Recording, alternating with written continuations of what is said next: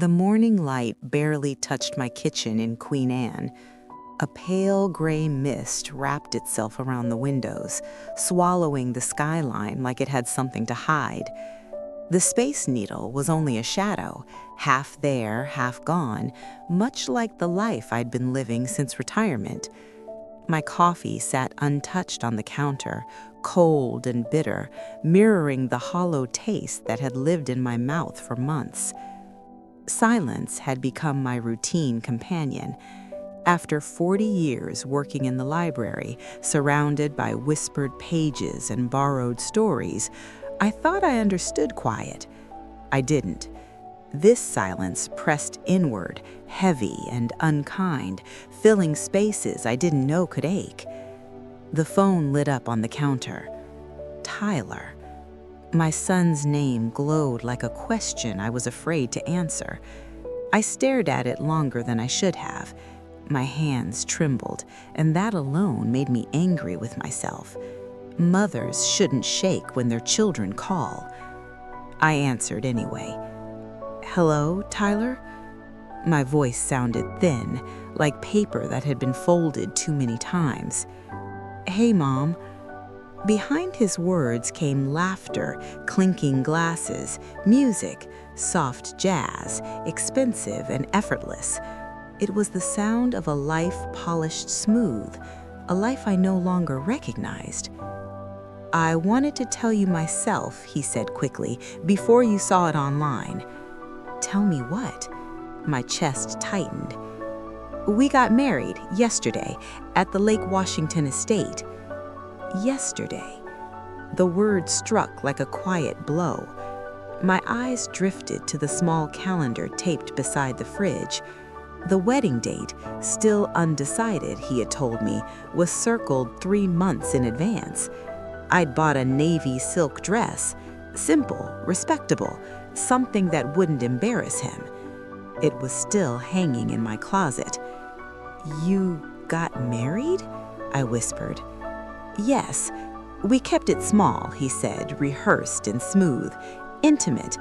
Chloe's parents had a specific vision. You understand how these things are." I did understand. I understood more than he realized. "They wanted a certain atmosphere," he continued. "Cohesive, elegant, not complicated." Complicated?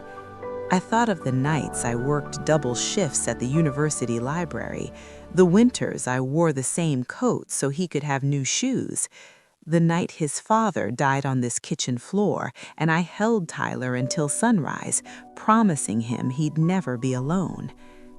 "I see," I said. He exhaled, relieved.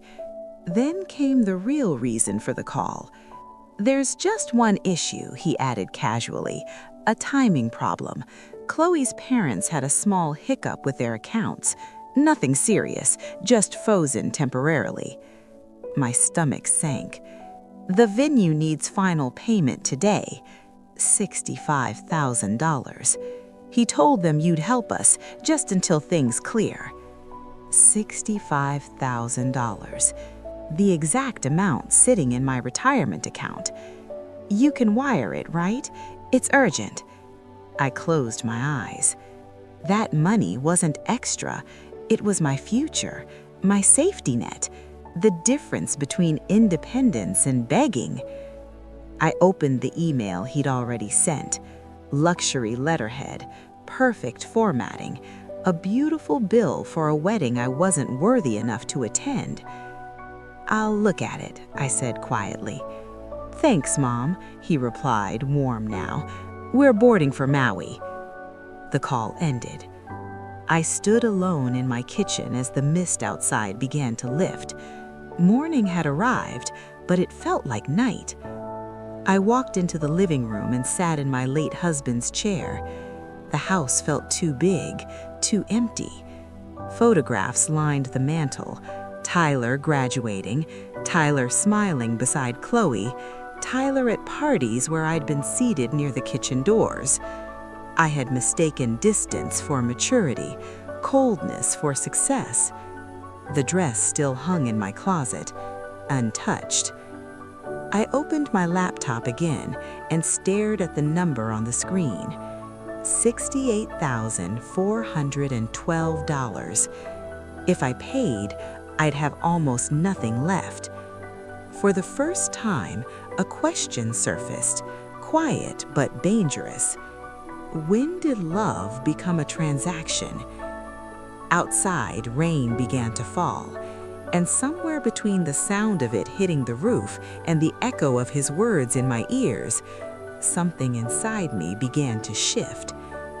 I hadn't said no yet, but for the first time in my life, I realized that saying yes might cost me everything, and saying no might cost me my son.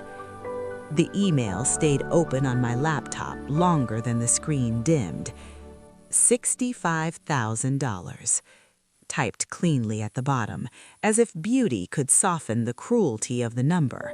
Flowers, champagne, linen tablecloths. A celebration built on things that would be thrown away by morning. I closed the laptop and sat back in my chair, the leather creaking beneath me like an old wound. That money wasn't luxury. It was my knees when they finally failed. It was a new roof when winter found a weakness. It was dignity. And he wanted it for a wedding I never saw. I stood and walked to my bedroom. The closet smelled faintly of lavender and old wood. I reached for the navy silk dress, still wrapped in plastic. My fingers paused on the hanger. I had imagined that day so many times, sitting in the front row, watching my son smile, feeling just once that I had done something right. I pulled the dress out and let the plastic slide away. The fabric caught the light, deep blue, calm, dignified. I laid it on the bed and sat beside it, my hands resting on my knees. A memory surfaced without permission. Tyler was 12. He stood in this same room wearing a charcoal suit I could barely afford.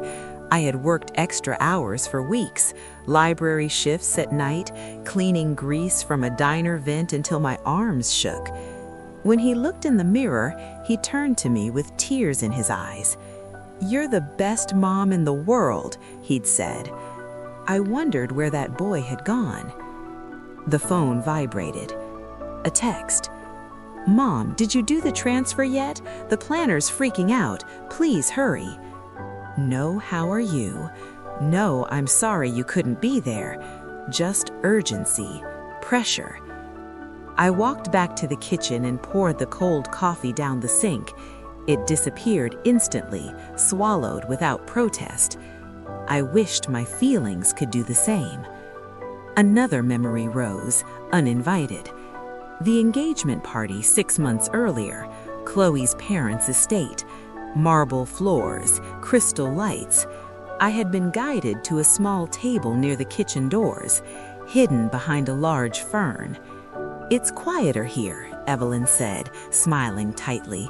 "More comfortable for you." Comfortable. I sat there for hours, watching my son toast to a future that carefully excluded me. When he glanced in my direction, it was brief, like a man avoiding eye contact with something inconvenient. I told myself it didn't matter, but it did. The phone beeped again. Another email from Tyler. This time shorter. "Mom, please don't make this difficult." Difficult? I laughed once, sharply, startling myself. Difficult was scrubbing grease at midnight. Difficult was raising a child alone after burying his father. Difficult was learning how to disappear so your child could shine. I opened the laptop again. The bank page loaded slowly. The numbers stared back at me, unblinking.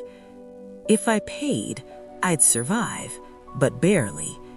I would live cautiously, counting groceries, praying nothing went wrong, and when it did, I would have no one to call, except him, and I knew exactly how that would feel. I stood, walked to the living room and looked at the photographs again. Graduation, first job, engagement. Every picture told the same story. I was there at the beginning and gone by the end. The phone rang again. Unknown number. I answered. "Mrs. Thorne, this is a polished voice. This is Julian from Lux Events. We're still waiting for the final payment. Tyler assured you you were handling it." I looked out the window. The Space Needle stood clear now, sharp against the sky. "I believe there's been a misunderstanding," I said calmly. There was a pause. "Excuse me?" I wasn't invited to that wedding, and in my experience, people who aren't invited don't usually pay for the champagne. But Tyler said, "Tyler is married now," I interrupted.